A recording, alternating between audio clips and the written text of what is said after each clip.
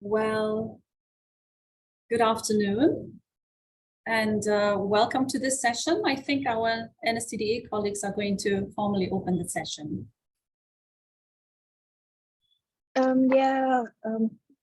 Good afternoon, everyone. My name is Sornkanop Tangchayjit, the Acting Director for International Cooperation Division of NSTDA. Just give me a brief time to just brief introduce about the ASEAN BCG Researcher Development Program for the new participants, and also remind to our colleagues who continues our program. This program consists of two phases. Now we are on phase 1, which is an online courses aimed to improve the essential researcher skills. In the phase 2, 30 researchers selected from phase 1 will participate in 5-day on-site workshop in Bangkok, Thailand. We plan to organize this on 10 to 14 January, in July, this year. The important eligibility criteria are the applicants who attend the first phase courses, 70%, which is 7 out of 9 courses. For the application, applicants who interested to submit need to submit your profile with a short expose, explain on how research connects your research connect and related to BCG economy model. One more is required, that is the recommendation letter from your university or research institute that detail on how you will get the benefit from this program, and how is your career path will be that after you complete the program. Today we are conducting course number 7 on the proposal writing for international funding. We still have 2 more courses to go.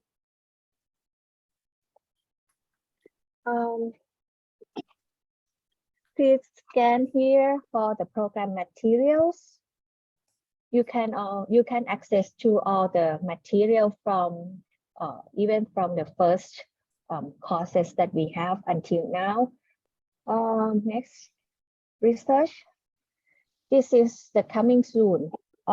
We are going to open a call for phase 2 in the next week on 5 April. The detail of the announcement will show on the program materials that you have already on the previous slides, and it will be uploaded in the next week. Yeah, and may I hands on back to Susani? Yes, thank you so much. My name is Susanne Rensevasu. I'm part of the Euraxis ASEAN team. I'm here with my colleague, Dr. Jenny L. Marco, and we're very happy to support this development, career development series. Now, as we've heard today, we are looking at the issue of how to write a strong proposal for international funding. And first of all, I'd like to thank all of you for continuing to join these sessions. We are really delighted to see that there's such a positive response. So I see there's over 220 people in the room. And again, I hope that we're going to have just as exciting a Q&A session as we had in the previous week. So if you have questions for the speakers today, please use the chat. And if you could do us a favor and write question before you post the question, and it's a lot easier for the people looking at the chat to identify what is a question and what isn't. So as we've heard, we're looking at proposal writing for international funding today, and we have 4 excellent speakers lined up for you. We're going to look at this from 2 perspectives.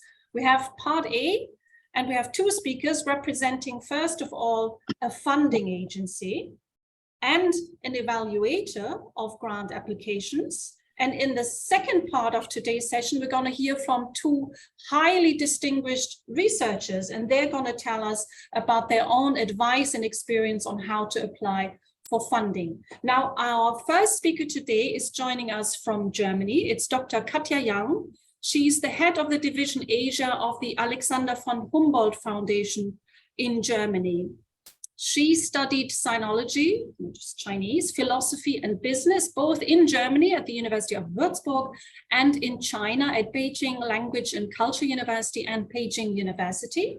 And she previously held the post of Managing Director of the Confucius Institute at the University of Bonn, also in Germany, before she joined the Alexander von Humboldt Foundation. Now, of course, the Alexander von Humboldt Foundation, one of the leading funding agencies in Germany, with a lot of opportunities also for researchers based here in Southeast Asia. So, Dr. Young, we're very delighted that you can join us. The floor is yours. Thank you so much, and thank you so much for having me and giving me this opportunity to present our foundation's funding opportunities to you. Now, I don't think I can share my screen, can I? Because I just tried and does not seem to work. You should be able to. I'm sure our colleagues can set it up. There should be a green share screen button at the bottom. Yeah, but then it says only the host can share their screen. But I've sent it in my PowerPoint before, so you could also. Okay, there we go. Yeah, wonderful.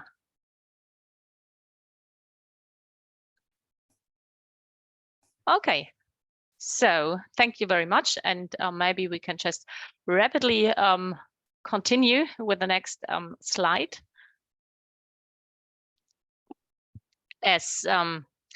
As you just heard, I represent the Alexander von Humboldt Foundation today, and the Alexander von Humboldt Foundation was named after Alexander von Humboldt, who lived from 1769 to 1859, and is a great namesake for our foundation for two reasons. Because he was a very famous researcher. He traveled to Southern America and Middle America, was an explorer. And what was very remarkable about him was that he was born rich, but when he died, he was relatively poor, and that is because he used all of his money for either research or to sponsor younger researchers. So when he was older, he wrote more than 6,000 letters to younger researchers because he was really somebody who believed in networking and who believed that science and scientists are stronger when they all work together. So this is what he stands for, and this is also what we stand for. And maybe next slide, and one more please, because I'm a bit too quick apparently. So what we do is we sponsor international academics who want to come to Germany to stay here for up to 2 years and do research on an individual project, and do so in collaboration with a host in a German research institution. Next slide please. On this slide, you can see that we are mostly funded by the German Federal Foreign Office and the Federal Ministry of Education and Research. Next slide, please. And what is interesting about our foundation is that our sole selection criterion is academic excellence. So we have no quota whatsoever for countries or for disciplines. That means no matter what research area it is that you are interested in, you can apply for our sponsorship, for our funding. If you're a mathematician or a biologist or a philologist, whatever it is, if you're excellent, we're happy to fund you. And we also do have no quotas for countries. So basically everyone is very welcome to join us. And we also would like to see ourselves as your lifelong partner. So once you've been sponsored by us, we always say once a Humboldtian, always a Humboldtian. We have a range of alumni, what items. You can always come back to Germany with our funding. Next slide, please. And this is something that I would also like to point out. We are very much supportive of equal opportunities for female academics, because we are very much aware that for women it is often much more difficult than it is for their male peers. So we have a range of additional supporting methods for women, and that also goes to the application period. So if you send your application, you send your CV, and maybe you have stayed a few years at home because you did some childcare, please always tell us, because we will measure that into your application. We will then understand that you were not able to do as much research as a man might have done in the same time. So please always tell us about that. Thank you. Next slide, please. Yeah, this is our network of about 30,000 people right now. Next slide, please. Where you can see that 1% of our fellows are from Southeast Asia. And that is when we believe that there's a huge potential among Southeast Asian scientists. And this is really why we're trying to expand our network in the region, and why we particularly welcome applications from ASEAN countries. Thank you. Next slide, please. And next. And next, going to skip a couple of slides. I think next slide, please. Okay, this one, yeah. So we offer different research fellowship programs, and two who might be of interest for you are the Humboldt Research Fellowship. That's our big fellowship program, which is, as I just said, worldwide, open for all disciplines, no quotas. And there's also the Georg Forster Research Fellowship for people from certain countries and from the ASEAN countries. All countries except Singapore are open for this fellowship if you have research projects with relevance to developmental studies, whatever that means. It's quite broad. It could mean different things, but should have some relevance for development. Next slide, please. So what we offer is a scholarship with which you could come to Germany for up to 2 years if you are a postdoctoral researcher. So we only start at postdoctoral degree, and within 4 years upon graduation from your doctorate, we would count you as a postdoc, and after 4 years until 12 years, we would count you as an experienced researcher. So you could apply within 12 years upon completing your doctorate. And this is where what I just mentioned earlier comes in. So if you are, for example, 14 years, you graduated 14 years ago, but you spent 3 years at home with your children, please tell us, because in that case you would still be still be possible for you to apply for our scholarship. So if you are a postdoctoral researcher, you could stay in Germany up to 2 years. For experienced researchers, it's only 18 months, but then you get more money. So that's where the difference comes in. So next slide, please. What we expect you is to hold an above average doctorate. And if you are an experienced researcher, we hope that you can display some independent academic activities, and that you can really, that you have sort of a clearly defined academic profile. In both cases, we hope that you did achieve some publications, especially international peer-reviewed publications. That would always be great. And this is very important, you need to have you first need to find an academic host in Germany.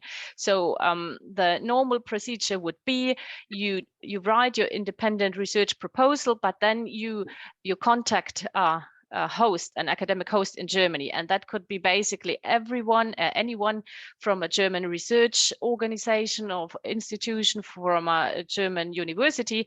And if they are willing to host you, then they will write a letter of support, and with this letter of support you can then apply for our funding. So it's crucial to first find a host, and I'm going to say a bit more about this in a few minutes or slides. And I would also like to tell you, because we get this question a lot, for most disciplines, it's totally sufficient to speak English, because at the universities we would speak English anyway. However, if you are a scholar of humanities or social sciences, it sometimes might be mandatory to speak German. But in most areas, especially the sciences, English would be sufficient. Next slide, please. Yeah, so the benefits that we provide are fellowship, travel lump sum, language courses. If you want to, you can always have a language course, a German course in Germany before you start your actual scholarship. We would also grant you family benefits for your spouses and children if you bring them. And what is also important is that we do grant allowances for research costs for the host institute. So if the German host has you at their laboratory, for example, we would give them monthly allowances to cover your research costs. So that means this would not be a reason for them to not have you, because you actually would also bring some additional money to their institute. Yeah, and then we organize a range of network meetings, study tours, and so on in Germany while you're here. And also we have a range of alumni sponsorship programs, as I told you. So once you come back to your home country or go to another country, for example, after a few years, you can always come back with our alumni sponsorship programs. Okay, thank you. Next slide, please. Yeah, next slide, please. Next slide, please. And one more, please, because I'm going to skip the International Climate Protection program. And I just want to tell you more about how to find a host in Germany, because this actually turns out to be sometimes sort of the bottleneck. So how do you find someone who is willing to host you? So you could either look at our own website. You could also, of course, access Euraccess Germany website. Then there is also the information portal Gerrit from the German Research Organization, where you can find basically all scientists in Germany. And this could be a way how to locate a host. But also it's often just helpful if you look into the literature that you are already using and try to spot the German, or if you could meet someone at a research conference and have some personal bonding. And what is really important when you approach this academic host is to show them that you are an asset and that your research project is an asset for their institution. So if they do research in a certain field, you need to show them that you could bring something to their research group, for example, that would be very valuable for them, because in that case, obviously, they would be very happy to have you. So this is the first major step, to sort of convince an academic host in Germany. And once you found the host, you can then apply. Next slide, please. For our sponsorship throughout the year, we have no deadlines. We have 3 selection committee meetings a year. So that means depending on when you apply, you usually get an answer within 4 to 7 months. And we would be very happy to welcome you in Germany. So thank you very much for your attention.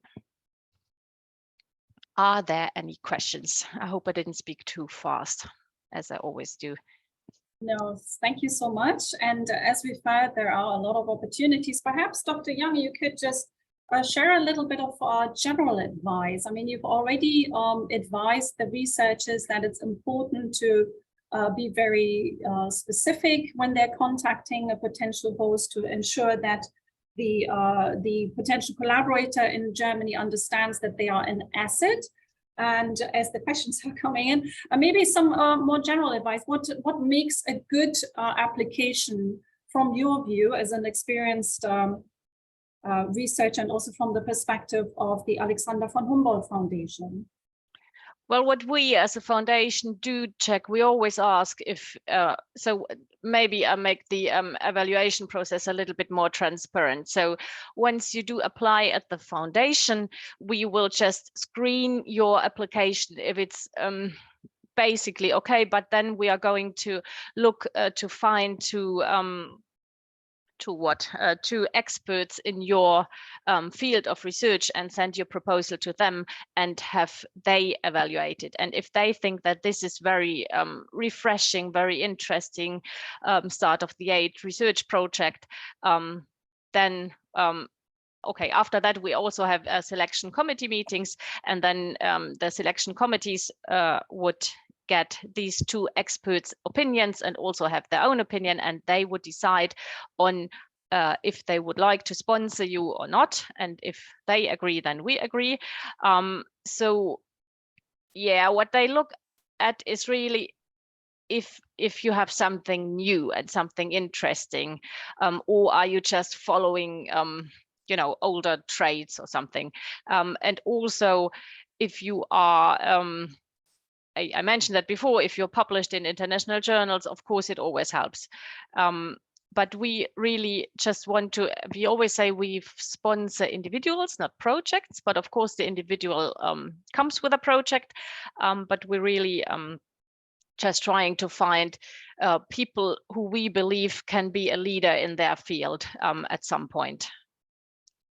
Okay, so and now I see yeah, how to apply for the funding. Questions? Maybe you've already answered that to some extent, but the Rosanna Mohammed Saeed is asking if there's an age limit for the scholarships that you provide. So there's no age limit. As I said, we fund up to 12 years upon graduation of your doctorate. And that means if you complete your doctorate at a younger age, our age limit would be younger, but if you only graduated later in life, then you could also apply later in life. And also, as I said before, if you had time periods where you stayed at home to take care of your child, and actually that goes for men as well, but from our experience, it's always the women who do that, then we would also sort of calculate that in. Thank you so much. There's a question, I think it's from Myanmar. Tin Ma Lun is asking, she has graduated in 2009, so it's some time ago. Is this still possible for her to apply for the Georg Forster Fellowship, or is there something similar that this person would be eligible for? So the 12 years limit is fixed, as I said, except from child caring periods. Okay. And then there is a question about deadlines. So maybe if you could just highlight, for example, the Georg Forster Fellowship or the Climate Change Fellowship, which I think will resonate very well with the audience here. What is the deadline per year? Okay, sorry. So I didn't introduce the International Climate Protection Fellowship. It's a smaller program for us. We only grant, I think, like 20 fellowships a year, and there should be a deadline that you may look up at our webpage. I'm sorry. And that climate protection fellowship is usually for young leaders. So that is the one program at the foundation where you actually only need a bachelor's degree. And that does not start at a postdoc level, which is why I thought maybe I don't talk about it too much. But as a postdoctoral researcher, you may also apply for it. But then the funding line is even smaller, and it's just like 5 people a year. But if you are doing any research on climate protection, then that might also be interesting for you. Thank you. And I think this answers also Inzaman Ahmad's question. So obviously, Dr. Young has just introduced us to a few of the many opportunities that the Alexander von Humboldt offers, but there are also funds, maybe smaller in size, that are for researchers who are holding a bachelor's or a master's degree. There's another question from Zoraida Sulaiman, who's asking, must the research that is funded by the Alexander von Humboldt Foundation be related a German problem?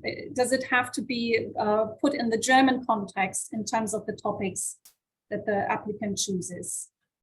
No, it does not at all. We are very international minded, and as I said, we have no constrictions for your research area, whatever you do research. And if you found a German host who's willing to found you, to sponsor you, to have you, then we're convinced that it's worthwhile. Also, I just Googled this parallel. So if you want to apply for the International Climate Protection Fellowship, the deadline would be 1st of February every year. So this year we've just passed it. But for all the other sponsorship programs, there are no deadlines. Oh, excellent. So it's a rolling deadline, so you can apply at any time. I think that's very good news. And for the Climate Protection Fellowship, 1st of February, we actually have a fellow in Indonesia, Dr. Tatas or Professor Tatas. So if anyone is interested in this, please send us a message and we can put you in touch with them. Another question that, sorry, it always comes up. German language, is that necessary to speak German? No, as I said, English is fine for most of our disciplines. Of course, not if you study law. That's, that's natural.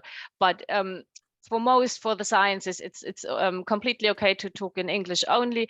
Although, as I said, if you are sponsored by our foundation and if you do come to Germany, we are happy to sponsor you a 4-month German language course if you want to, but you don't have to. And I also, because you just mentioned the doctor from Indonesia, you may also have a look at our webpage to find somebody maybe from your country who is a Humboldt Fellow already and ask them for advice, because it's really, really helpful if you have other scientists who just, can talk you through the process and can give you even more insight. This would always be a huge advice from our side. Thank you, Dr. Jan. Now there's more questions here. Which one is more important, the idea of the proposal, or is it the experience of the applicant through his or her publication record, for example? I think both are important. If you really would want me to pick one, I would certainly say the research project, the proposal, but also if you, of course, I mean, it goes without saying, if you have an impressive CV, and if we can see that you have had some great projects before, it may make us believe even more that you can achieve great things in the future as well. Thank you so much. Now there's a question from Nohaisima Ramat and also from Nick Mohammed. They're both wondering about the success rate. What is the average success rate for these opportunities that you presented? So we have different sponsorship programs, as I said, and I think the success rate in the bigger programs ranges from around 30-35%. But that's the applications that we got. And as I said, that's why I put a bit more emphasis on how to find your host, because of course we never know how many people try to find a host, but didn't find one. So, but for the applications that we got, it's about 30-35%. That is a very good rate, I think. So I encourage everyone to throw their hat in the ring. Now we have a question that refers cultural norms. It's from Jamila Jamil. It's maybe a little bit unusual, but he or she is wondering, does the foundation also consider applications from Muslims who are wearing a hijab, who are wearing a headscarf? We don't know what you're wearing, and you're certainly not encouraged to tell us, but of course you can wear a hijab. I mean, that's we wouldn't even know, because actually you wouldn't send a picture. Usually applications go without pictures, but yeah, no, we do not have any, I don't think, constraints for your religious beliefs. In Germany, we always believe that that's private, so feel free to wear whatever you like. That's good to know as well. Now we have a question here. Maybe you have some advice, but I know that Brian in the presentation that's following will also share some light on that. Now this person, let me just try and get the name, has been trying to contact a potential German host and finds it very difficult. It's Nisha is finding it very difficult to get a response. Do you perhaps have some advice to make it more likely that the German professor will respond to a cold email? Yeah, so I know that this is a bit difficult sometimes. So the best thing obviously would be to meet someone at a conference and talk to them. But just don't send these generic messages that you would like distribute to 100 people. Really tailor your message to the person you're talking to. Really look them up, look what they are doing and how you could, you know, sort of help them, because obviously they're senior, you're junior. So, I mean, how much help can you give them? But still show them why it would be interesting to work with you and on your project. Make it personal, make it not just a generic, I want to come to Germany and need to find a host, but make it, I'm interested in your institute and in your work, and I would like to do this with you. That would be the advice. I think I would say that if you have done work and there's a professor in Germany that should know about your work, and if you say, this is the paper that I've published, and the professor reads the paper and says, this is really interesting, that we should work together. I think that if you focus on the work that you have done and that the professor in Germany is doing, and that this work is compatible, that I think that is a really good basis for further cooperation. And I think another tip that I would give you is that if sometimes it's easier to start a small collaboration, because there's also the German Academic Transfer Agency that gives many grants for maybe 1, 2, 3 month visits. And that can be very, very good to set up a larger project. And it also shows a funding history that you may not have. And the minute that you get the small grant, that can lead to the big grant. So I think this is, and it can help make the proposal a lot better, because you know the lab, you know the people, you know the country. So I think this would be my advice, is to focus on smaller grants, because I hosted a lot of people on the AAD grants because it's quite easy for the host. And I think this would be my advice. Thank you so much, both. And I know Dr. Young has to leave us soon, but I have 2 more questions. So first question is, if someone has already stayed in Germany in the past, can they still apply for one of the Alexander von Humboldt fellowships? Yes, but it depends on how long they've stayed in Germany. So in general, we have the incoming program, and we actually also have an outgoing program that I did not introduce today. So if you've been there, or even been there a couple of times, or as Dr. Cahill just mentioned, if you've been here for 3 months with a DAD fellowship, that's great, that's all wonderful. But if you lived here for, let's say, 3 to 4 years, we would not really consider you. So if you are abroad, then you can come in. And if you are in Germany, you could go abroad with us. But in that case, we would like to know that you've stayed here for longer, so that you're probably coming back to Germany. Thank you. And just as a quick follow-up question, after the completion of the fellowship, is the candidate allowed to look for employment in Germany? Yeah, you're always allowed to look for employment. And I think here it's a bit interesting, because we're funded by the Ministry of Education and Research, who would be very happy if you stay, but we're also funded by the Federal Foreign Ministry, who does not want to cause a brain drain and who hopes that you're going back. So, but if you find a position in Germany, then of course you may stay. Thank you so much. And before we hand over to Brian, just one last question to Dr. Young, who is from Theo Sanchez, and he's asking, what about the importance of two-way transfer of knowledge for the Alexander von Humboldt Foundation? His or her potential host and his own research are not totally aligned research-wise. Is that a problem? If it's not a problem for your host, it's not a problem for us. We understand that, you know, when you do research together, it's always, you know, I don't know, research always flows in both directions. And also we hope that once you're back in your home country or in another country or whatever, you would take one of our alumni sponsorship measures and invite, for example, German scholars to come to your organization or to your institute for some time. So we do believe that it flows in both ways, but it's not something we really look into because we think that comes naturally. So thank you so much so far. And I know there's a lot more questions. We will respond to all of your questions. And before we hand over, just allow me to reassure you, we will be sharing the recording of today's session with all of you. And you also have a link where you can access the material, the slides that are being presented. So don't worry. I've taken note of all your questions and we will come back to them. I think at this moment, thank you so much for this really insightful presentation. We've heard there are lots of opportunities for researchers of different disciplines and also at different career stage. And then I think what we've heard, what is important is to be specific in your application.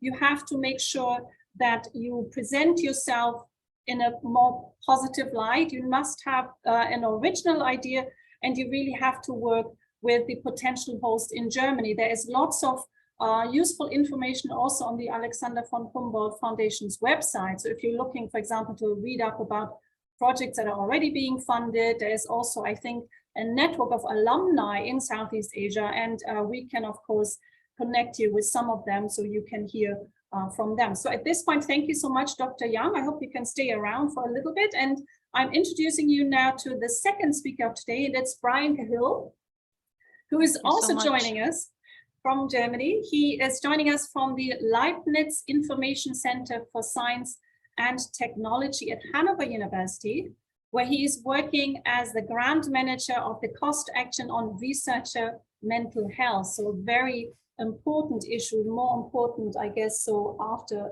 the COVID period. He also serves as member of the governing body of Euroscience, and he's a member of the board of directors of the SciLink Foundation. He was also the chair of the Marie Curie Alumni Association for 4 years between 2016 and 2018. And in this role, particularly, he's developed a lot of experience in supporting early career researchers on topics such as researcher career development, innovation, research funding, science communication, research integrity, etc. So he is an experienced grant evaluator. And I think it's with this background that Brian is sharing some tips and advice with us today. So Brian, the floor is yours.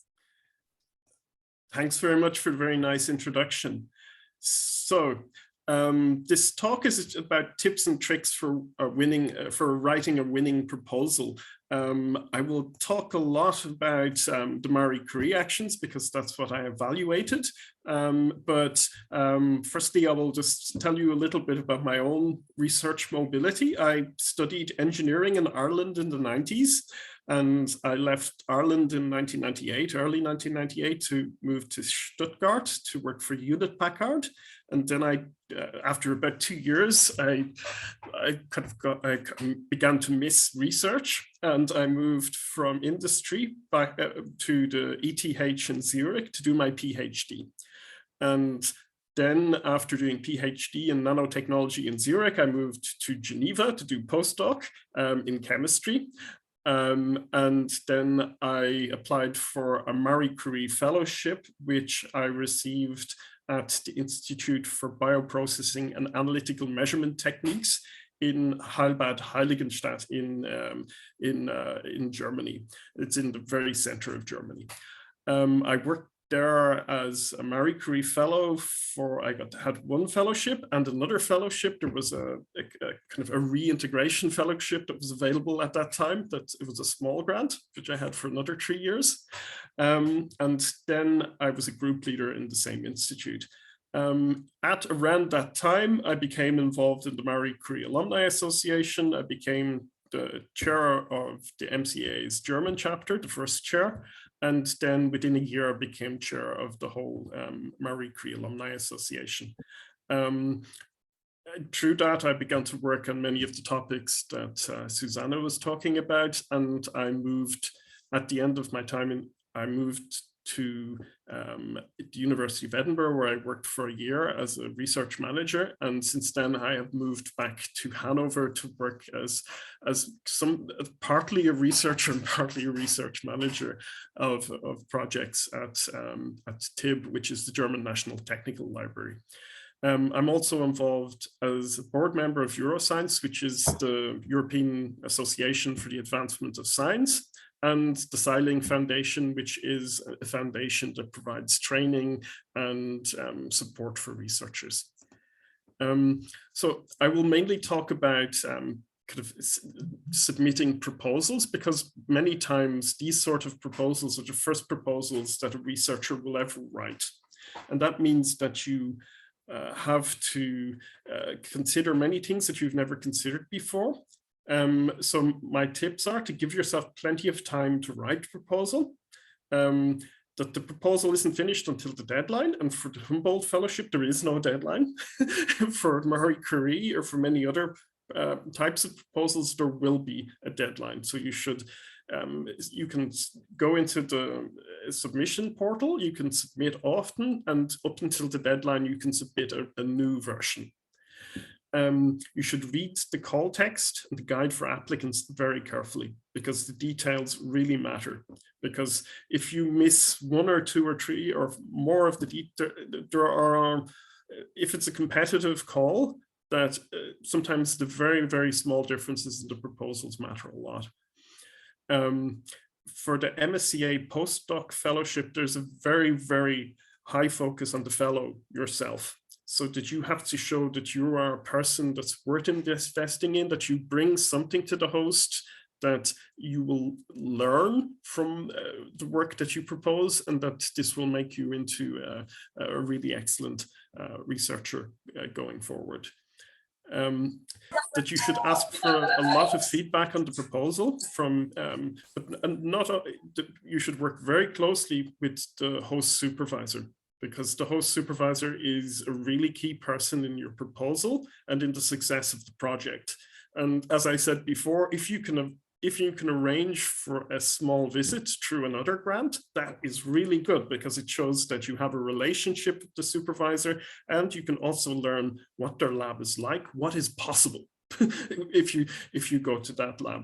So I think communication between these two people will be, even if you get the proposal with poor communication, that's not good, because you may have problems during implementation. The better you know that person, the easier it will be all around.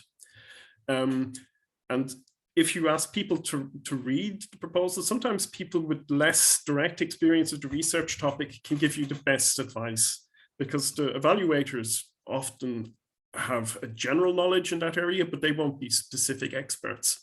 So I think this will help you pick up on many of the things that the evaluators may not understand in your proposal. If it's an EU grant, many of the institutions have an EU grant support officer or office, and that they can be very helpful to you as well in making your submission. How I started as an evaluator for the EU or for the European Commission, as part of the EU funding and tenders portal, that's where you submit a Marie Curie proposal. There is a box at the bottom where you can click, and that from that link, you can upload your CV and your details of your education, which languages you speak, publications, and so on. And that the European Commission uses this as a pool for choosing evaluators. So for many, I think 4 or 5 years, nothing happened. And then suddenly I was asked to evaluate Marie Curie proposals. And this was how I became an evaluator. I won't go through this step this slide very closely. This shows the evaluation process for MSCA postdoctoral fellowships. It's from 2018, but it hasn't changed much. That if you look at the top level, in blue, the IER phase, the individual evaluation report phase, this is where I was working. I wrote individual evaluation reports on the proposals, and 3 evaluators did, and that this is we worked together with one of us would be the rapporteur, which write a consensus report, and we would have to agree on that. After that, the commission have many steps of quality control to make sure that the evaluators are doing a good job. So I think at every stage that they put a lot of work into making a process that cannot be biased by one poor evaluator. I think that it means that there is a lot of quality checking, and I think this whole process takes about 6 months between 4 months between submission and evaluation, and the decision being communicated to the applicants, which is quite quick. This shows the assessment grid that the evaluators have to fill out. I won't, but it is, I think, in comparison with the Humboldt Fellowship, that the Murray Skłodowski-Curie actions is very, very technical. So it means that you have to read the call documents, find out how the proposal is structured, and for each one of these headings, are the state-of-the-art specific objectives and overview of the actions provided and relevant. You should have half a page on the state-of-the-art and all of these things, which is convincing for the evaluators. And this is, some of this has to do with the excellence, which is to do with how you will, why your research is important, what and why you should do it, but it also has to do with the quality of the supervision from that the host institution will provide, the training that you plan for your for your development as a researcher, both technical skills but also soft skills, so that you will develop into the researcher that you that you want to be at the end of the fellowship. That the evaluation criteria are under 3 headings: excellence, impact, and the quality and efficiency of the implementation. The excellence has 50%, impact 30%, and quality and efficiency of implementation, mainly the project management, is 20%. So the excellence has to do with the quality of the planned research and innovation objectives, kind of the methodology, but also aspects, relatively technical aspects such as gender dimension. Gender dimension is if research affects people, if it affects both genders in the same way. And so that if you have, I think the classical example is that when men first developed crash test dummies, they developed crash test dummies that were the average man, and that this had poorer outcomes for women. So this is something that the Commission is one detail of all European Commission proposals that has to be addressed. So you have to have a relative, I think there is a lot of detail in European Commission proposals in comparison with many other funding agencies. But the quality of supervision and training, the two-way transfer of knowledge, this was discussed in the chat, is important, that you will learn from the host, but the host will also learn from you and from your experience. So you have to be able to show that the papers that you published and the experience that you had maybe in teaching or in mentoring will be transferable to the host institution. And that you should kind of describe the quality and appropriateness of your professional experience and competences and skills. There's a CV that's uploaded, and you show that it will benefit your career prospects going forward, that your employability and your skills development will be enhanced through this fellowship, and that you will achieve societal impact and communicate that to the wider public, to stakeholders, and that you have a plan for communicating this.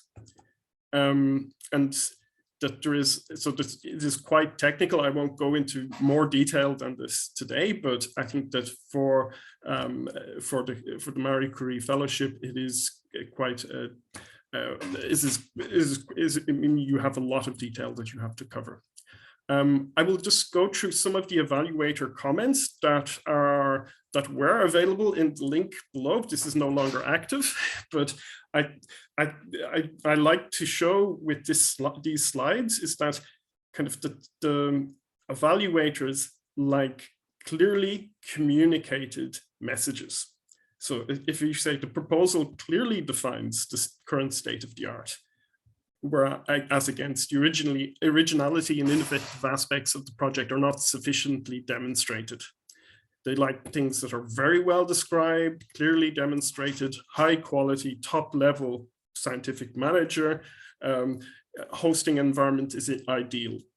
And if something is not clear or is not explained very well, this tends to be evaluated poorly. So the integration of the researcher into the host institution is not clearly elaborated. So for this point, you need to show that there will be 2 weekly meetings that the researcher will present at group meetings once every 3 months, that you need to show kind of clear things that will happen during the fellowship. And that if the training, how the training will be gained and knowledge transfer achieved is not clear. So you should say the university has training available. I will go to a certain organization that can give training. I will, so you have to show very, very clear and with evidence that you will do it in a particular way. And I think that was for excellence. For impact, this is exactly the same. Convincing arguments, properly conceived, carefully and appropriately managed, properly addressed. That you need to have all of the points that were listed before in the criteria for evaluation need to be convincingly argued. And if something is not elaborated in detail or generic, that the evaluators will pick up on this. Implementation is very important. This is project management. And that I think for me, this was the first time I ever did a Gantt chart. It was for a project like this. And I think that for many of us, we have to learn how to do project management in research, sometimes through planning these things ourselves. And this is not difficult, but it means that you have to develop a work program that can achieve the goals of your project. I think for the evaluation, I think that the one point that I have to make is that the evaluators are under a lot of time pressure. That we are paid for 4 hours work per proposal, and we have 5 to 15 proposals to review in just under a month. So this means that when you're doing your normal job, you finish your work and then maybe you feed the kids and and after they go to bed, then you start reviewing the proposal. So I think a lot of the time, this means that you do at most 1 proposal per day. And if the proposal needs more work than that, you tend not to like this proposal very much. And so the clearer that the proposal is and the easier it is to read, the better review it gets. And the evaluators, and this connects very, very closely to the evaluators, are not always experts about your research topic. So if you write a review of your proposed research and you include a lot of references, and that the evaluator has to read the references to understand the proposal, this is not good. Because it means that it's extra work, but it also means that the evaluator comes back and says, oh, the references explained it very well, but the proposal not so well. So I think you really have to find ways to express things that will communicate the relevance and the novelty of your work in the proposal text itself. And another point is, I think it was raised by one of the questions before, was about if your research isn't exactly the same as your supervisor. This isn't bad. This is interdisciplinary research is like this. It's easier to explain two-way transfer of knowledge. If you come from a slightly different discipline, you're bringing different expertise. At review stage, this can be a problem because the evaluator may also not be expert in both disciplines. So this is interdisciplinary research is important and kind of has some advantages. It also has some drawbacks. So I think you have to be very, with interdisciplinary research, you really have to show the extra value through having multiple disciplines.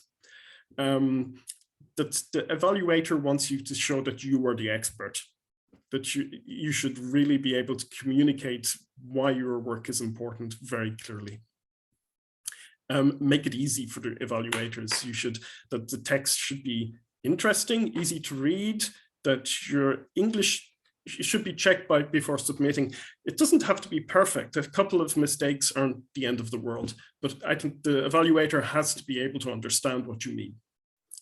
That you shouldn't use, you use references, but you shouldn't use too many. They take up a lot of space and the evaluators are very unlikely to read them. And choose only the most important ones. I tend to use bold, italic, underline to highlight the important points, have some scheme, not completely wild, have some sort of logic, but I think this can help make your proposal easier to read if the important points are in bold. Demonstrate that your chosen host and mentor is the right host and mentor for you to be successful. And I think one of the best ways, as I said before, is to have had a short grant to visit them through some other funding agencies, such as DAD in Germany, which is where it isn't so difficult to get a shorter grant and not as competitive, but can be really valuable. And be very, very specific about the details of your supervisor, host institution, and external partners. That is very difficult from as far away as Southeast Asia. But it means that you have to do a lot of communication with the team in the other country, so that you know what the facilities and infrastructure that are available to support you and your project once you start.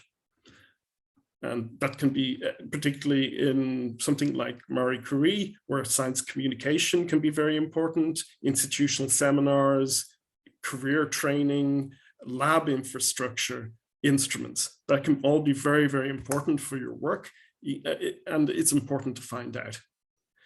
That the first pages of the state of the art should be interesting and exciting and kind of really switch on the curiosity of the evaluator, that they should want to read more, that you should cover all of the criteria in the proposal template. There are no crucial criteria, they are all crucial.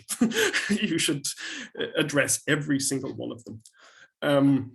That a poorly structured proposal is difficult for evaluators to understand, and anything that's difficult to understand will be reviewed poorly. That every word counts, don't waste space on anything that doesn't count. Have clear and convincing objectives. Very often a graphic can express a concept much better than words. They take up a little bit of space, but if it's kind of nice to look at and it explains your concept very well, particularly if it's a technical concept, I think you should think very, very much about how you prepare your graphics. Get the layout and readability right. And just very quickly about clear, concise writing, be clear about your meaning, get rid of any unnecessary words or phrases. So this is sometimes difficult for native speakers. Be direct and straight to the point. Sometimes that's easy for non-native speakers to really write direct, straight communication. Pitch the information at the right level, which isn't too simple or too complex. That's difficult. Use the active voice, because the passive voice generally isn't as easy to read, or it doesn't sound as strong. Don't repeat yourself too much, but repetition can be important if it is very important concepts. Write positively without negativity, and avoid complexity. So I think that if you received the results of your evaluation 4, 5, 6 months later, and if the proposal is not funded, you may be able to submit to a different call. You can submit to both Humboldt Fellowship and MSCA Fellowship at the same time. I've known people who got both and that they kind of delayed one. They took Humboldt first and then they took Marie Curie later. I think this is isn't the only sort of funding out there, and sometimes you can find a different way to make the same project work. I think that there's a blog that I show here from Shannon Chance, who is an American researcher based in Ireland, who wrote a blog about her failed submission and how she improved it. I think this is quite interesting. There are ERA fellowships and Seal of Excellence routes to alternative funding. I think this is a little bit, is not always clear in MSCA, but there are, I think with the ERA fellowships, this is for funding in some of the countries in Eastern Europe and so on. So thank you very much, and I look forward to your questions. Thank you so much, Brian. As always, a fabulous presentation full of lots of advice. And I just wanted to alert you. So what Brian was referring to is the MSCA PF. And you're all thinking, what are they talking about? It's the Maria Skłodowska-Curie Actions postdoctoral fellowship. The call actually is opening on the 13th of April, so quite soon. So it's a very great timing, I think, that we're talking about this. And Brian, the questions keep coming in. You have already answered some of them. Someone was wondering whether you can apply for both the MSCA postdoc fellowship and the Humboldt fellowship at the same time, and you've already said yes, you can. I can even go one further. I know people who have one Humboldt fellowship, and within the first year you can apply for Marie Curie. so that they were already at their host institution, they wrote the second proposal, and then after the 2 years of their Humboldt fellowship was over, they started the Marie Curie directly afterwards. Exactly, because this also relates to something. If you are in fact successful with the application for Marie Curie fellowship, you can postpone the starting date of the fellowship by, I think, up to 12 months. So it's a great opportunity to go for both, as we've heard. So let us delve into the questions. Now, we have a question from Kanita. Kanita is wondering, you mentioned that the MSCA focuses a lot on the fellow.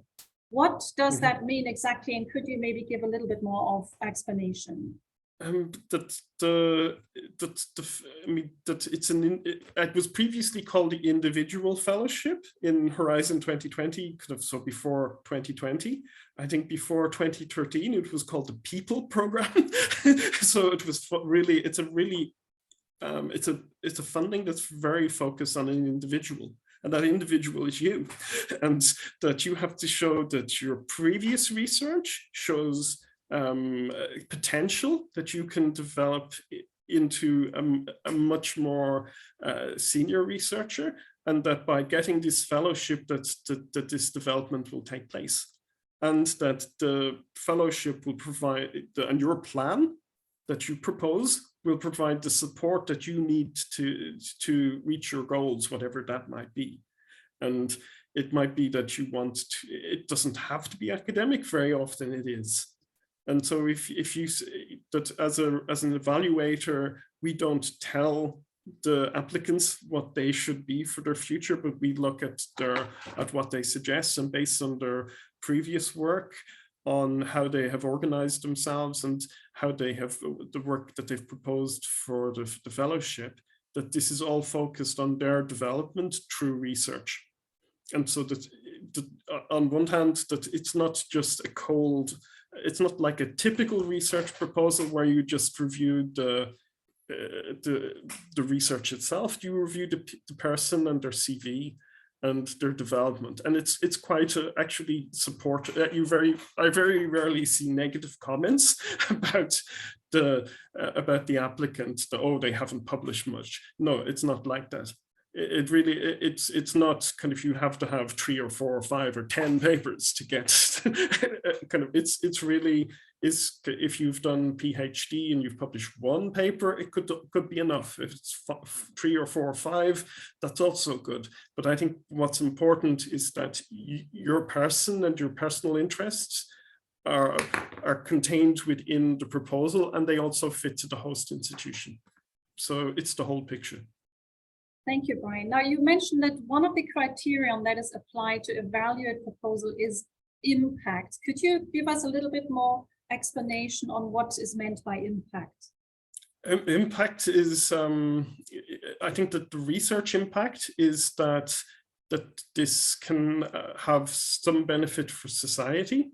That, I mean, that it will have some benefit for the research community, and that you will, and through your dissemination of the results of the project, that it will that will facilitate the project to achieve impact. So if you want to communicate to the research community, you will say, I will go to a particular conference and present, and this will get the attention of my colleagues in the research community. If this has a commercial impact, that means that you will protect the intellectual property by writing a patent about it, and that you will bring it to the attention of companies that might be interested in licensing that patent or buying that patent or even hiring you afterwards. So I think this is so that you can show that that your research has the potential to have impact, but that you will also facilitate that impact. So this is a little bit is quite technical, but I think this is part of the basic principles of European Commission funded research. Whereas if the Humboldt Foundation say they're purely focused on excellence, well, the European Commission is focused on excellence, but also on impact, which is the societal application of research. Thank you, Brian. Now there's a question from Mala Luganathan and Nick Muhammad, and they're both wondering, gender, not necessarily gender equality, but gender is part of the evaluation now. They're wondering, does that mean you have to employ the same number of female and male researchers, or what exactly is meant by this gender dimension? I think that this gender dimension means that if your research affects people or even different gendered animals, that you reflect that and you measure those differences in your research. And so much of our research in the life sciences and in the social sciences has to do with people. But there are pure mathematics, or, you know, there are disciplines where this isn't the case. But it can be that previously in engineering, for example, most of the engineers would say this has no impact on gender. Whereas if you have the crash test dummy example, well, obviously it did. So I think that it means that you just have to look at your research and consider whether this gender dimension is relevant. And if it is, you say that you will investigate this in your research. And if it isn't relevant, and it isn't, then the reviewers won't. If you say it's not relevant, the reviewers will accept it unless they come up with an idea themselves. Thank you so much. Now, another question is also from Mala, who's wondering, what tense do you write the proposal in? Is it the future tense, as in I am going to, or something is to be done or will be performed? What tense do you use to write the proposal? I would tend to use kind of either the present or the future tense. But if you're describing work that you previously did, of course you use, it depends on what you want to say. If you're describing kind of your previous experience that you will transfer to, it will switch from the past to the future. I will transfer the knowledge that I previously gained.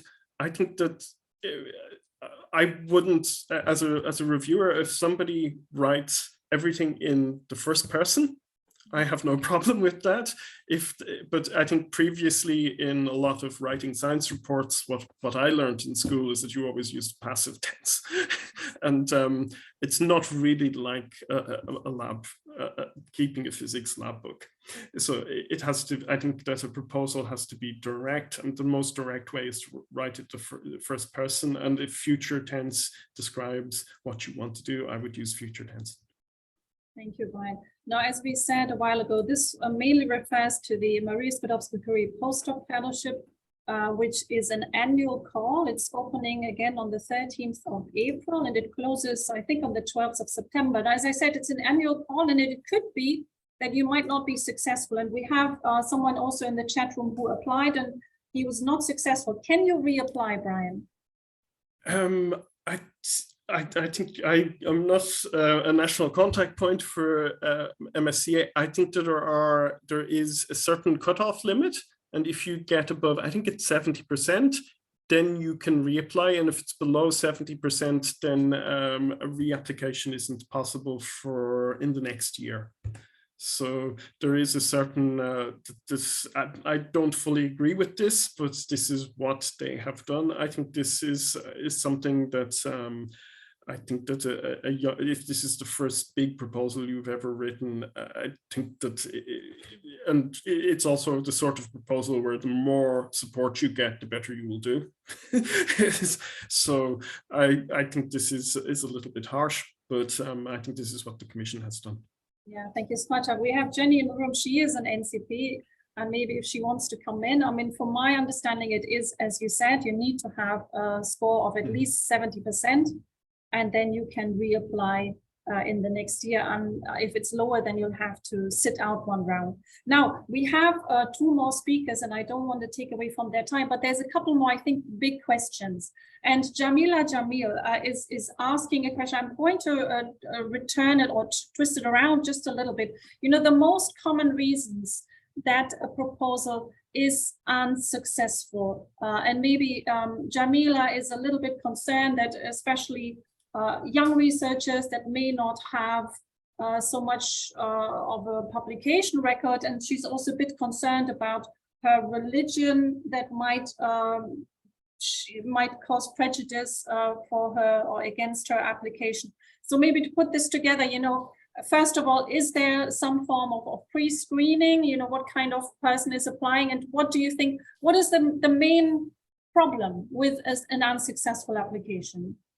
I think lack of clarity is normally the main problem. I think that this would be where maybe the applicant pitches it at the wrong level. They think that the evaluator will know everything, and the evaluator can't possibly know.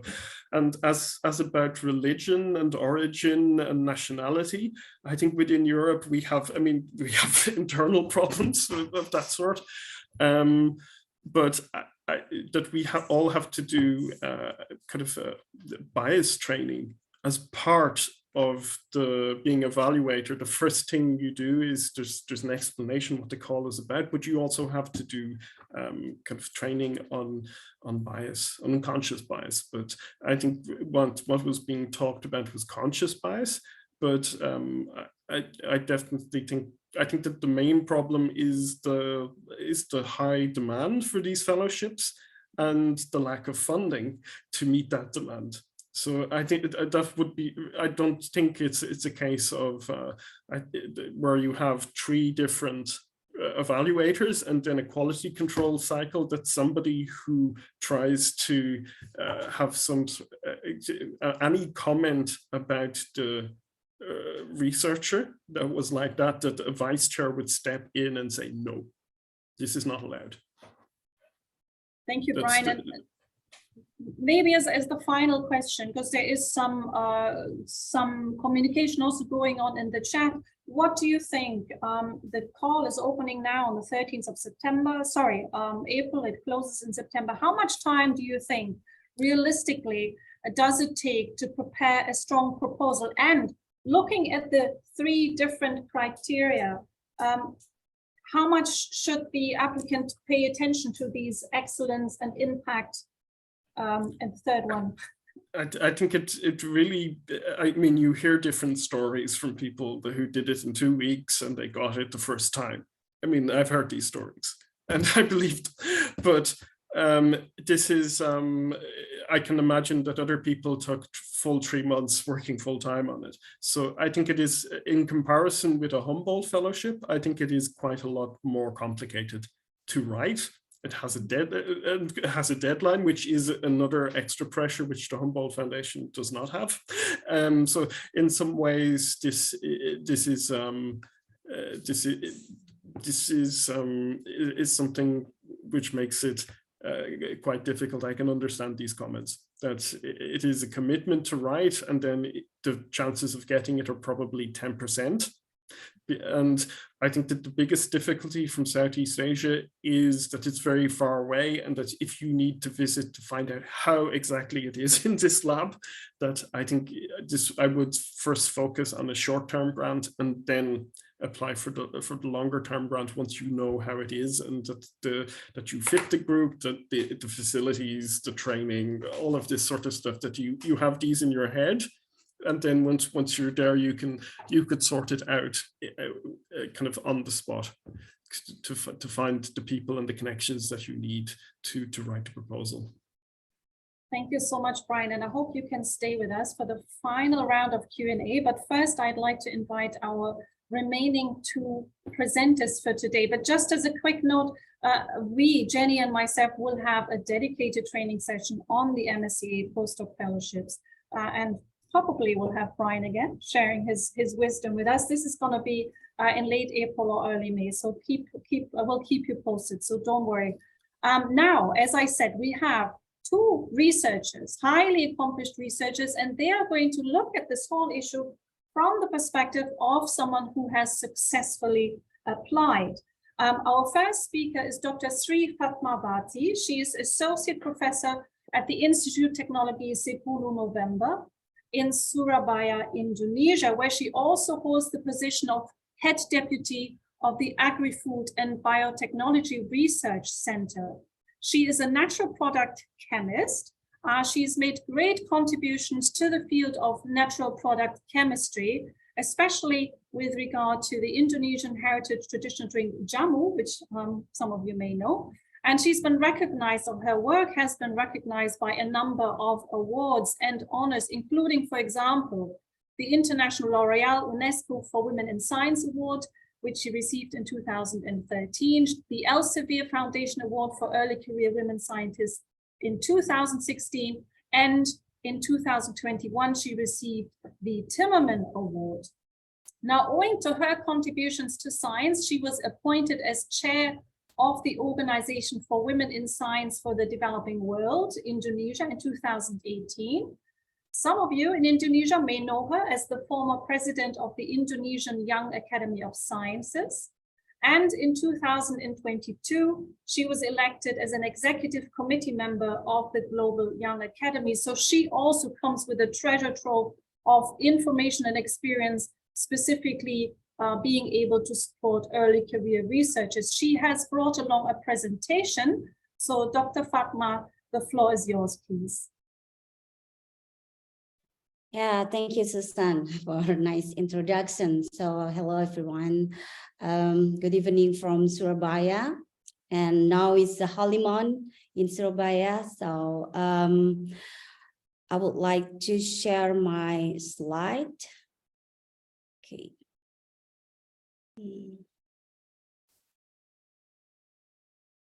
Yeah. So first of all, thank you for having me in this ASEAN BCG Researcher Development Program. And I would like to share how I start all of this, awards or international funding that I got in the previous years. So this is ITS, Surabaya, the capital city of East Java. And, from this institution, we have a lot of consortium. So before I explain about, I share about my experience as a young researcher at that time. So in ITS, we have more than 15 consortiums, which is, I think, in your university, your institution, you also have the same. But this is the resources. All of these things will be like, not so important if you don't have any engagement on that.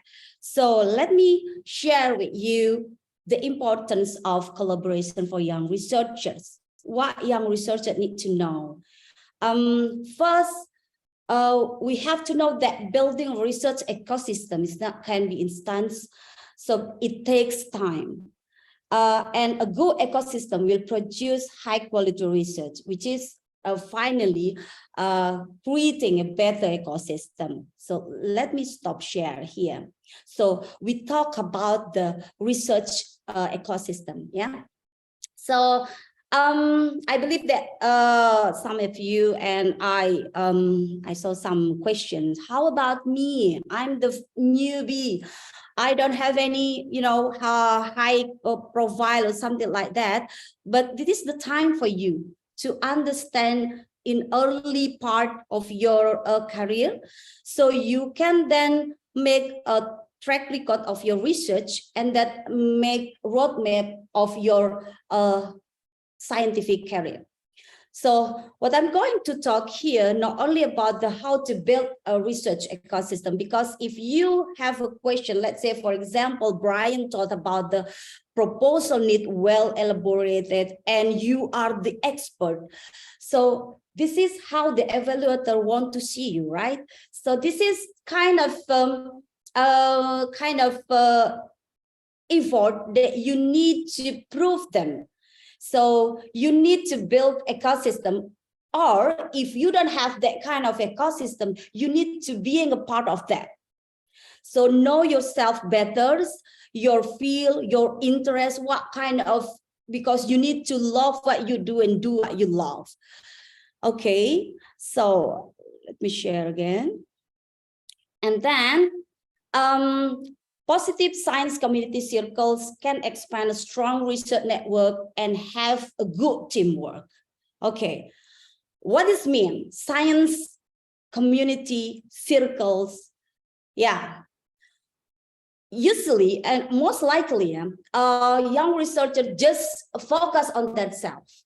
And they see like, okay, I'm good. I can do the research by myself.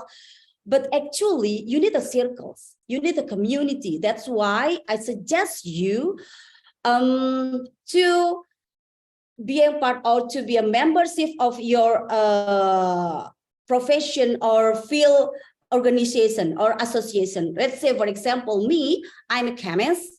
And I'm being a part of, member of Indonesian Chemical Society, and then we also have like in Japan, and also I also being part of the European International Natural Product Association. So this kind of memberships is actually how we are building a community, how we are building our circles. And once you get in touch with them, once you being part of the association or your field, this is the gate actually. This kind of association will open the gate for you and also open the gate for you to get connection to other researchers in your fields. Okay, so, and then research, yeah, of course, you also need to think about your, not only your field, but also how your nation, how your people, how your community, because it will increase your competitiveness and productivity. And this competitiveness to ensure the quality of your research. So that's the importance of collaborations of your researchers. So the key point of international collaboration, so try to expand the network by using the, we have a lot like ORCID or like, SCAPAS, etc. And this is not only about you yourself can, so you can have like a showcase of your research ecosystem, research result, yeah, something like that. So then you have to find the scientific relevance of your research. And this is the third, learn from the experience of researchers. So when I just finished my PhD, I try to find out or try to learn all of the things that related with the funding which will I propose. And this is very important to give you the brief, like a history, like, the track record of the researchers. So then we also can make a role model, and you can choose it. You can make your own research role model. And if you have one, try to organize the quality meeting with them and make the scientific brainstorming. Okay, let me give you one example. So if you have the opportunity to get to know with other researcher from abroad, or if you have opportunity to have discussion with them, like Yang said, that maybe you can find a researcher from the conference, but actually, if I remember one of the question, how about I email them maybe 15? Actually, maybe they just want to know who you are in more detail. Actually, let's say, for example, if you want to get connected with the let's say for the Professor A, and then you send email to Professor A, and you never have a chance to meet Professor A, and then maybe you can have let's say associate professor or maybe doctoral student of Professor A. That's one of the tips. So you get connected with them. Let's say, for example, they are this doctoral student of Professor A. So then you get connected with them, and they will, open the gate for the Professor A. So this is the way, because if you just directly email, yes, sometimes they will reply, but sometimes, they have a bunch of email every day. So my suggestion is, this is very good for you to get connected with other people, with other researchers who also have a circle for the professor that you need, that you want to involve with your research. So that's one of the advice. Okay, so this is the key point of international collaboration. So this is not instance, and it takes time, but you have to be strong enough for them. Perseverance is very needed for this. And to get the high profile, to get connections, this is very important. Let's say, for example, you also not only about the association, but also maybe larger than that, not only about your field. Let's say I give you some example, like for me, like in Indonesia, we have Indonesian Academy of Science. And also for women scientists, we have the Organization for Women in Science for the Developing World. And let's say for example, these two organizations, you can get connected with other researchers. And as the focal point of ITIS for COMSAT, this is more than 20 countries. And right now I'm become a member of Global Young Academy. So this is also a platform, also organization, very, very good for you to get to know other researchers from other countries. And before all of this connection, actually, all of this thing was started from the international research collaboration. Of course, the scientific excellence is a must.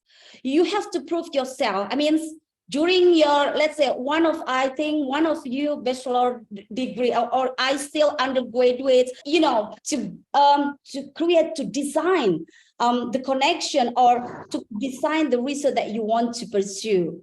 And this is the international research collaborations. Right now I have more than 20 maybe. This is very important for the beginning of your research. You have to perform, you have to give all of the academic excellence during, let's say, for example, in the conference meeting, annual meeting of your association, research association is very, very important. So that's why it's very important to you to have the international research collaborations. And yeah, I think for this, how to get international research grants, proposal writing key point, actually, Brian's already explained in very detail. And maybe this is so technical. This is some technique that maybe you can use it, like a good portfolio in publication. This is to show your expertise and roadmap of your research and have a good and unique. So I will highlight this one. Have a good and unique instrumentation in your laboratory. Let's say, for example, me. I don't have any good and unique instrumentation in my laboratory, but this is not obstacle actually. This is a challenge. How we can deal with this problem, how we can face this problem. So the international research collaboration is the answer. And what I'm doing at that time, during the difficult time to perform research, which is very difficult, I don't have any, good instruments or any equipment. The best thing is how you get connected with the researcher, professor in the institution that have it, and that's have a research network, both national and international, aware and follow the information about the call proposal. I myself, I always make a deadline, like I make a note, and make an alarm for that. Usually I put on my, on my office, so I will never miss the call proposals. And usually I prepare 1 or 2 years before. And actually for you, let's say, as Susan said, that for International Rising Towns, for International Royal UNESCO, the Women in Science, I prepare before I did my master, means that maybe 5 or 7 years before. And this is very important for us to know the goal of our research and understand the research make international collaboration, develop ideas, hard work, and believe in your abilities. That is very important. In the way of preparing yourself to have high quality research and get a large research grant, high profile research. If you have any difficulties, you need someone, let's say, for example, women scientists have a lot of, obstacles as women's. You need someone to share. That's like I said before, and also you will also see not only you as a women scientist, but you also see others as a role model. This is very important to give you, you need to be happy for doing all of the thing of about research. You need to keep your mood. You need to keep your passion for that. And I will say that never give up. Maybe not give up, but maybe you can make a post for your step and then to make a bigger step. So I believe that all of you right now have a lot of questions. How about me? I don't have any, I don't have any good high profile. This is the time for you. And don't forget that the excellence and also the impact, as Brian said, is very important, because you need to also think that a science is a way of humanity. It's not only about you, but also how you prepare yourself for humanity. So for all of you here, young scientists, be brave and progressive. That's all my talk. Thank you. Thank you so much, Dr. Fatma. Very inspiring talk as well. And I think very important message is to really connect yourself with your research community, learn from researchers and scientists that are probably a little bit more experienced than you are, and that may be more connected than you are. As Dr. Fatma said, it's difficult to sometimes establish relations with a senior professor in a different country if you yourself are just starting out your career, but your seniors, your mentors may be able to help you. Now, if you allow, let us invite our final speaker before we open the floor for questions. So first of all, thank you so much, Dr. Fatma. And I am now inviting our final speaker, and I never say her full name. We only know her as Dr. Jibi, but her name is Dr. Van Rompuy France.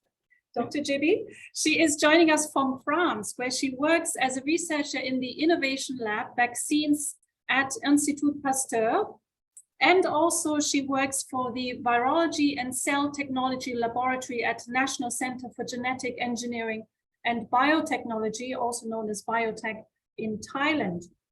Dr. Jibi started to study the pathogenesis of the porcine epidemic diarrhea virus, PEDV, in 2011, and she was a member of the team that was the first to be successful in creating an infectious cDNA clone of that particular virus. She has represented that particular research in a fabulous way. She created a rap about her research, and she was the first Euraxis ASEAN Science Slam winner in 2013. She then continued her work in France at Institut Pasteur with the help of a Franco-Thai fellowship to develop a measles vector-based dengue vaccine in 2014. And that, in fact, led to the creation of the first collaboration between Institut Pasteur in France and Biotech in Thailand to develop a vaccine against PDEF, which is what makes pigs ill. She then successfully applied for a Marie Curie fellowship. It was called the individual fellowship when Jibi applied, and she then continued her work on vaccine research in France. She is now, apologies, an expert in the use of measles virus, a live attenuated vaccine called LAV, which is a platform to develop new vaccines against current and emerging infectious diseases. So she really is doing fabulous, very timely research, and we're very grateful because Jibi is also a Euraxis representative promoting scientific collaboration between ASEAN and the European countries. Now, Jibi, the floor is yours. Okay, thank you for including me in several of this session, and I'm very honored that you always think of me to join you. And yes, and for today to discuss with the how to writing the proposal. Everyone hear me okay though? I feel that there's a little bit echo. No, okay, yes. So maybe since Brian and Dr. Fatma Bhatti already share a lot of details. So maybe from me, I will share my experience, and maybe I can be also the good example for what Brian was mentioning, that to find a small grant. And this is my route to go get my MSCA at that time. So I'll share but it said that it's only sharing the screen. Okay, great. Thank you. Yes, so we can just go to the next slide. Yep. So for me, I graduated in 2011. So all the newbies out there, don't worry, you have time. So from me, I started in 2012 to I just attending the information session for researcher. At that time, it's FP7. So at that time, I did not know anyone. I just graduated even from the US, so I have no idea about the organization or institute or any connection in Europe. But I make a note to myself that, okay, there's a lot of funding there. So if you want that, you need what. So I make a note that I need a host institute. So then I had an opportunity to participate in a science slam to promote science or presenting science or research in a fun way. Like Suzanne was mentioning that I did a rap song on pig vaccine or on reverse genetics of PDV. So if you're interested to see that, it's been a long time. It's called Pigs Don't Cry. It's still on YouTube, and it's my chef d'oeuvre, which is like my best work, I think. and then from the winning that Science Slam, the awards that I get to go to Belgium to participate in this Raising Researcher Voice conference. And then at that time, I already make a note that 2012, if I want a fellowship from Europe, I need to find a host institution. And EURAXIS, as you can see, that they can help you connect with the host institute in Europe. So I asked them if they can connect me with the lab that doing virology. And so they connect me with Institut Pasteur. So I visited Institut Pasteur in 2013. And then once I met the host institute, I met someone there, we have some discussion, and then I know that, okay, then that's another thing.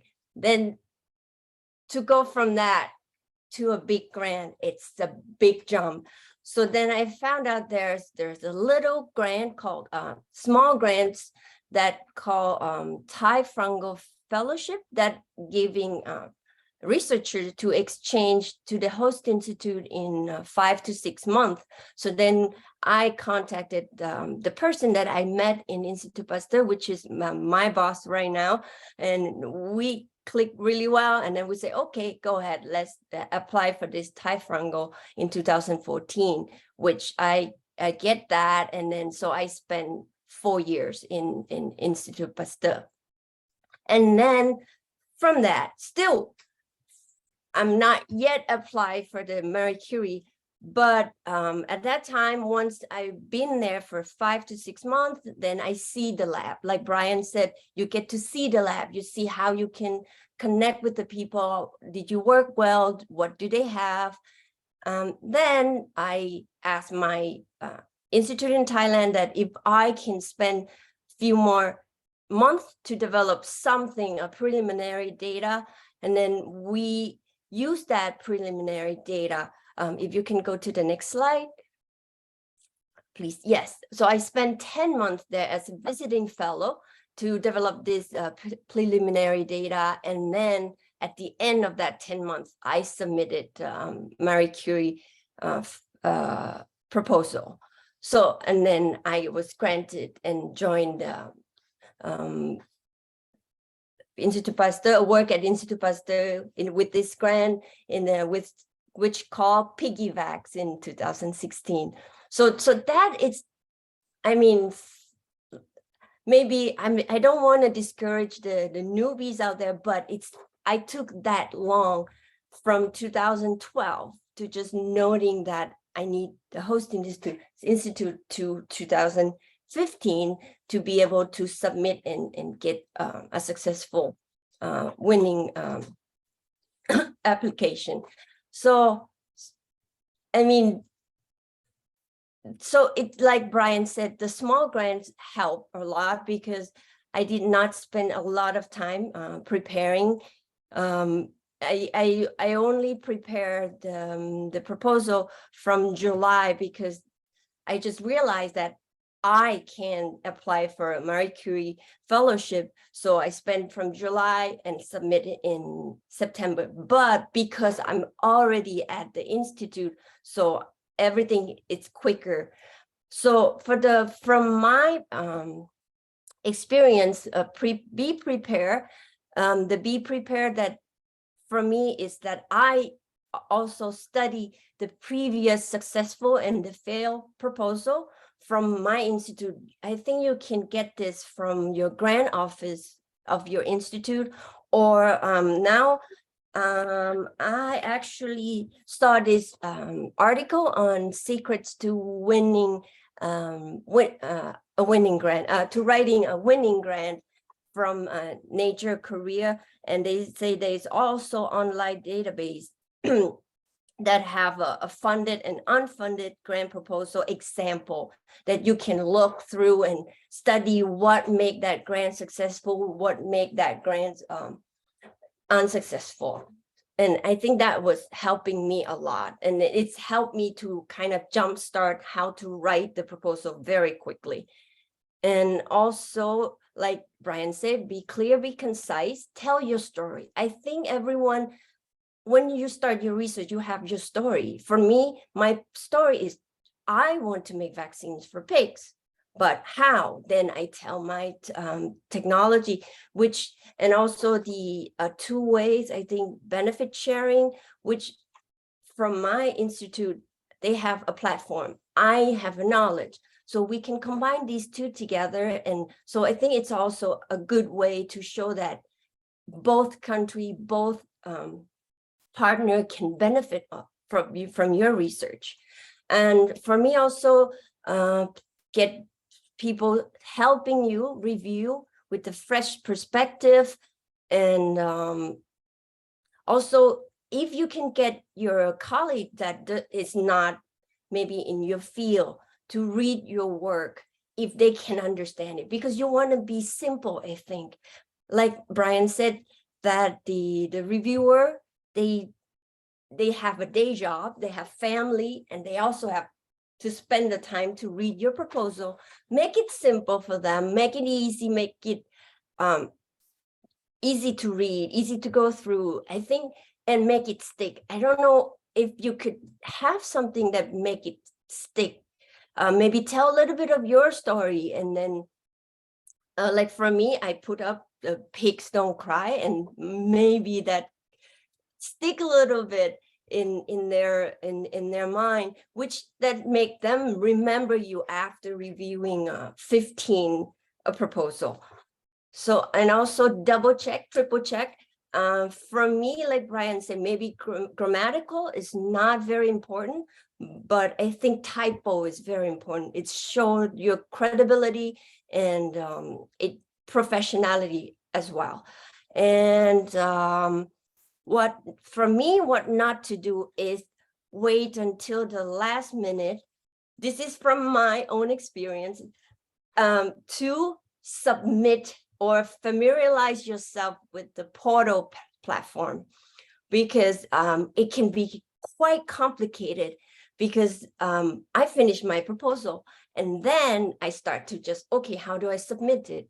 And the first time that I log into the portal and see how complicated and sophisticated it is, I was just like, I freaked out. And so I give more time for myself to, okay, now I need to submit sooner. So I give myself a week.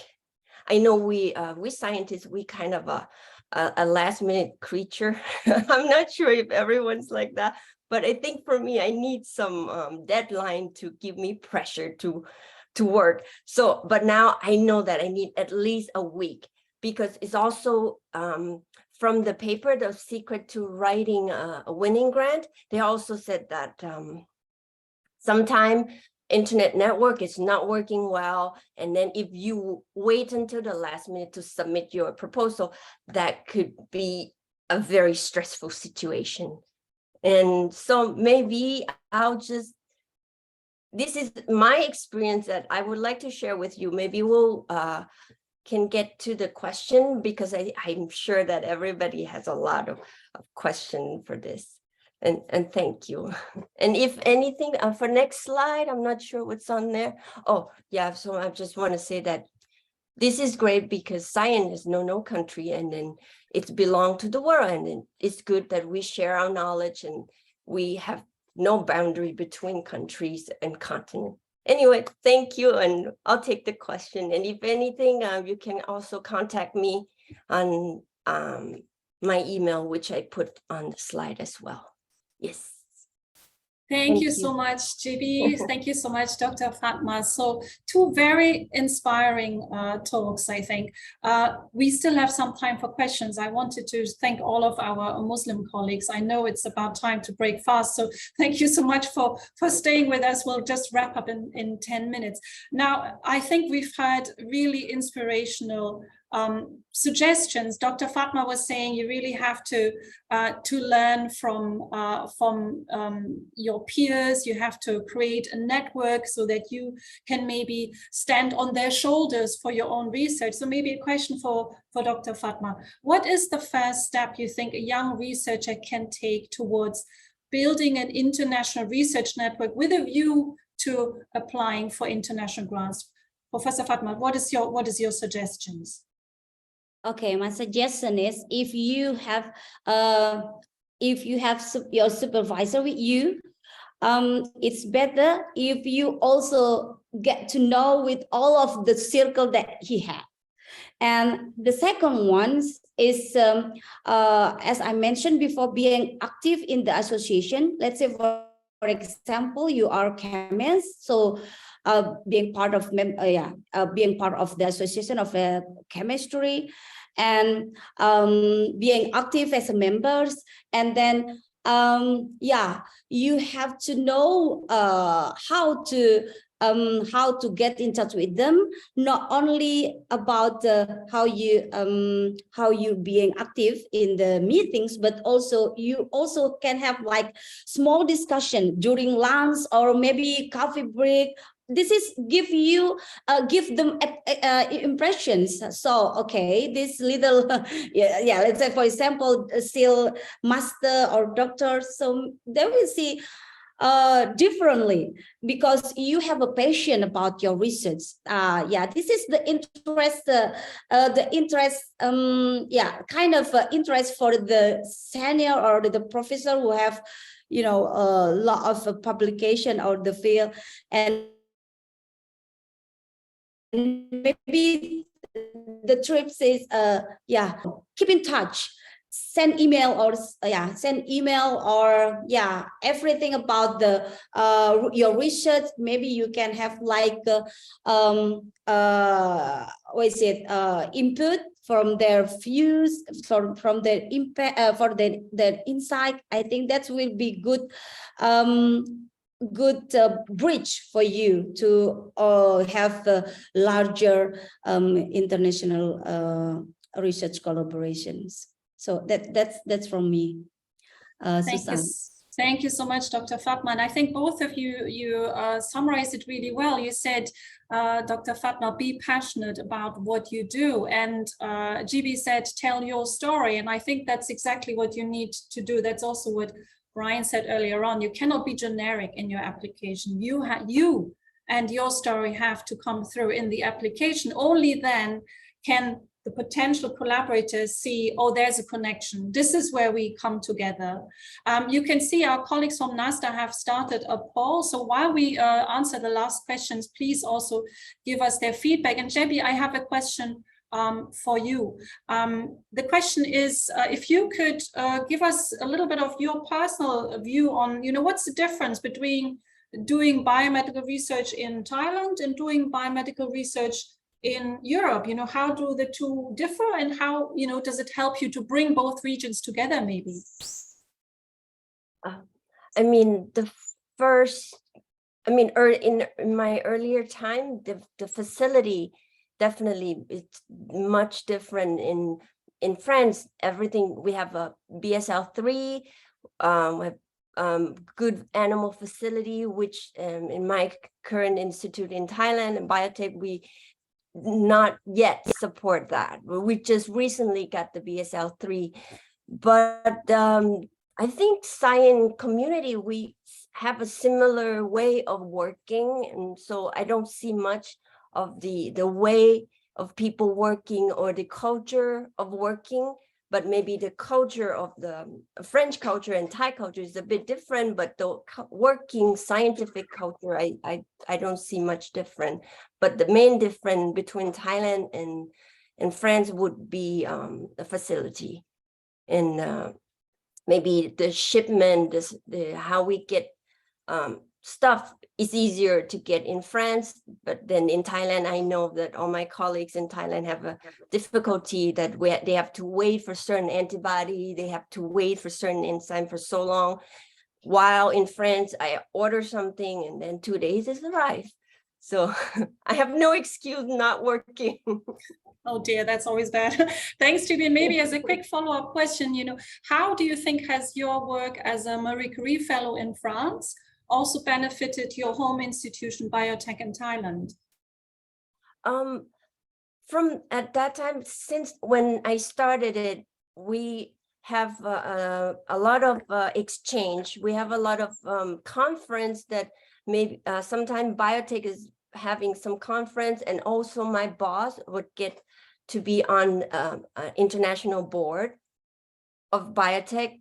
And then we created more collaboration, because if you know, Dr. Nitsara also submit and successful in her RISE, Marie Curie RISE exchange researcher between Institut Pasteur and biotech. So from then, from me being there, we have a lot more a fruitful collaboration later, which is now we still maintain and continue the collaboration.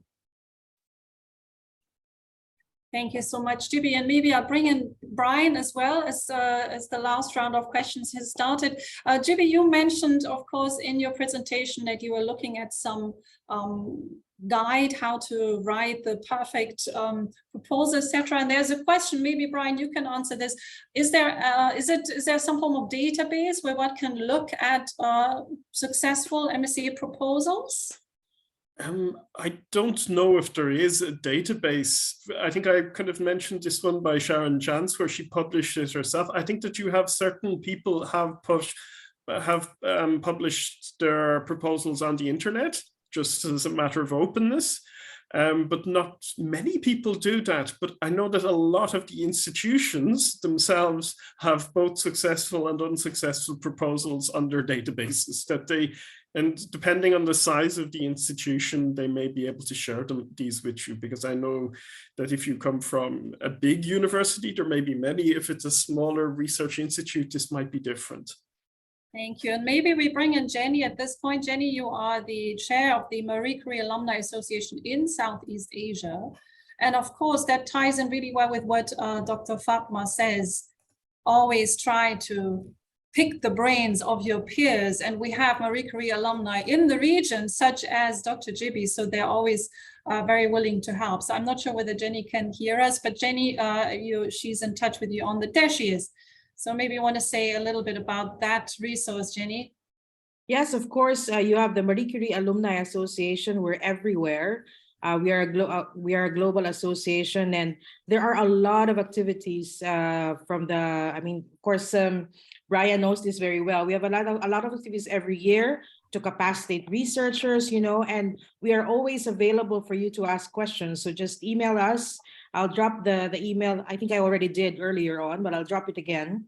Contact us. We would later in the next weeks, we are also planning a series of mentoring sessions where we will have slots, like 30-minute slots, where we can have a one-on-one and we can look at your proposal or look at where you want to go, and sort of having like this mentor-mentee thing with us here in Southeast Asia. So please do contact us. Thank you so much. And Dr. Fatma, I also want to invite you to say a little bit about ALMI. Okay, so ALMI is Indonesian Young Academy of Science, like National Young Academy. So we are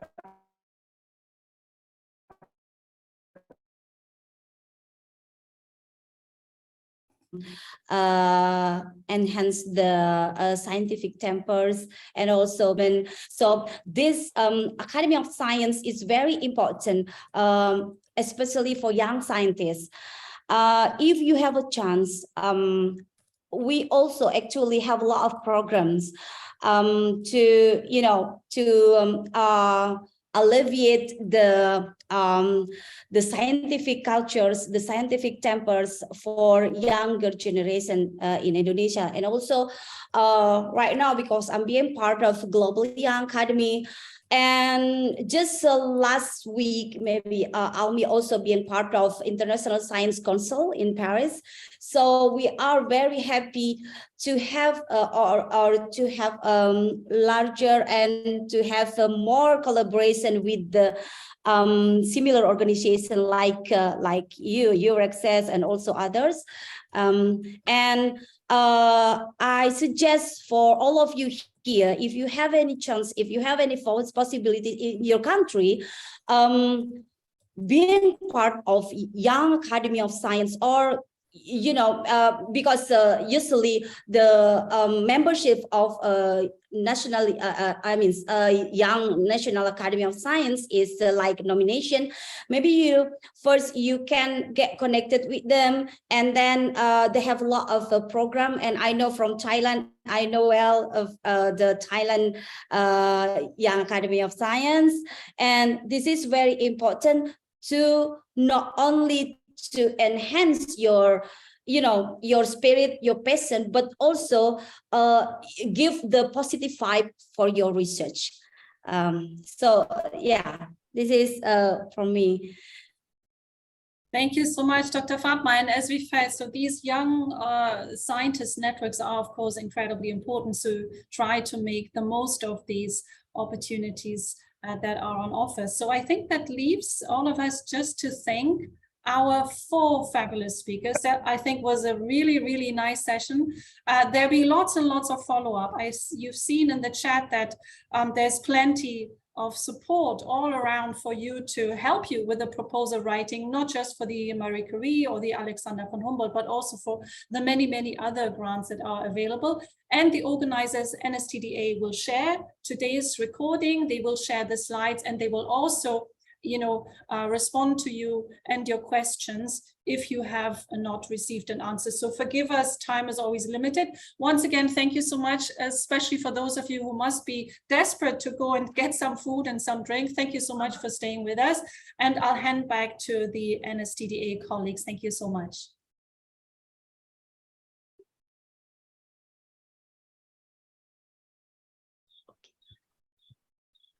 Thank you, Susan, for your excellent host, and also Jenny, and also all of speakers. Yeah, we just back from the technical problem in Thailand. Now it's okay. So just would like to remind you that we will have another interesting section next Wednesday at 5th of April at the same time here, about scientific presentation that we have very excellent speaker to join us at this section. So thank you for your participation, and hope to see you next Wednesday. Thank you all of you. Thank you so much. Bye-bye. Bye-bye. Thank you. Bye-bye. Thank you. Thank you. Bye. Bye-bye. Bye. Thank you all. Bye.